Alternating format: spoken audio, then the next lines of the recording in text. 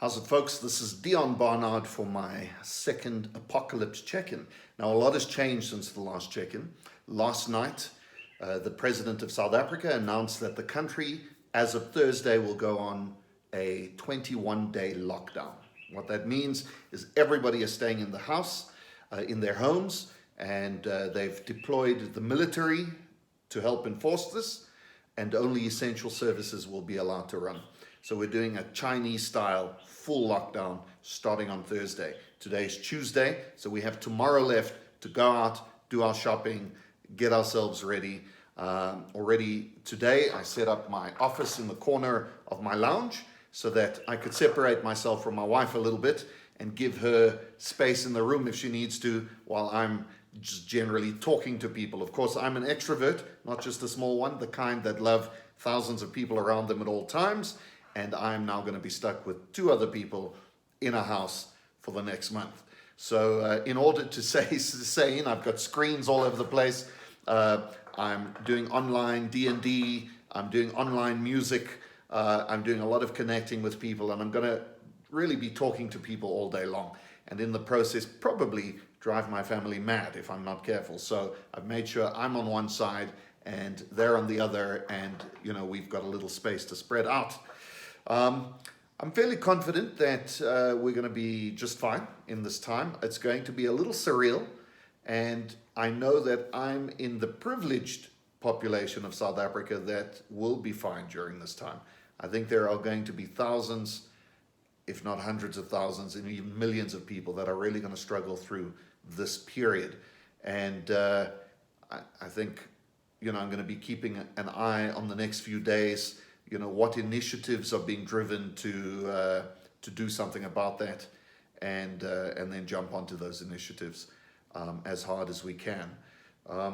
It's a difficult one. We're looking for social distancing, and at the same time, millions of South Africans live in squalor and squatter camps all over South Africa that can't separate from people, can't socially distance. They don't have screens and power and running water and all the things they need to be able to make something like that happen. And so there is a bit of nervousness about what's going to happen. I mean, there's a proportion of our population that are going full Chinese-style lockdown, but then there's going to be a huge swathe of our population that are really going to struggle to do that. Now, one of the things that's happening is public transport's going to be cut down because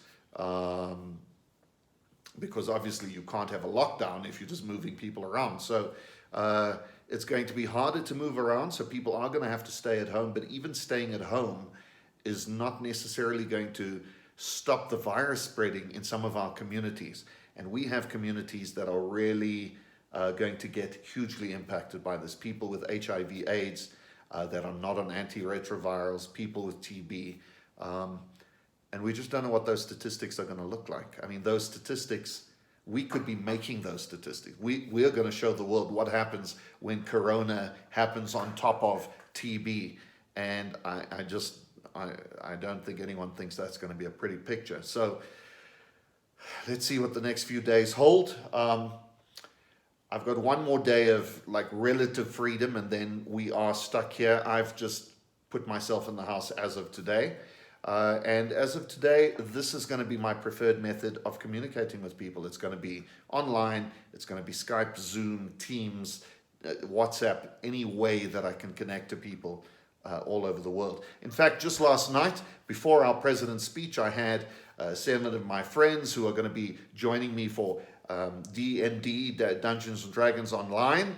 And we got all the characters set up, and we can't wait to get our game started on Monday. So I've got a lot of preparing to do before Monday happens.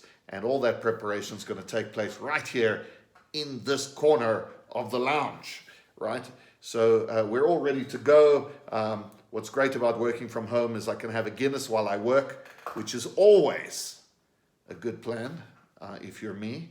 And I've got my iPad and my Mac and my phone and my gaming mouse, and I'm all connected and effectively ready to go.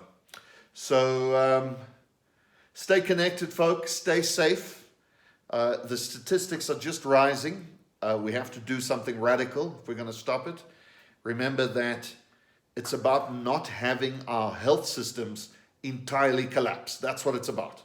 And so don't be stupid. Don't be part of the problem. Don't walk around on the streets and go, I'm going to be fine. Yes, you might be fine, but you might be someone else's death sentence. And that's just a dick move. So don't do it. Stay at home.